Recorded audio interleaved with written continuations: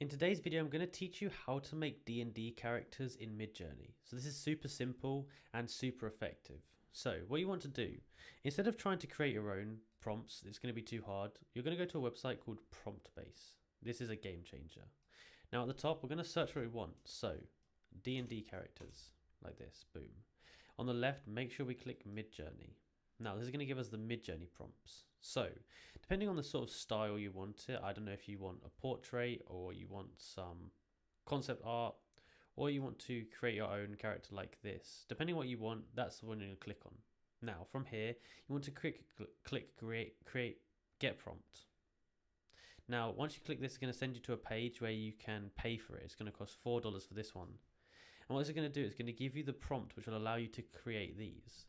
It will tell you all the different customization options. So you'll be able to customize every single little thing about this.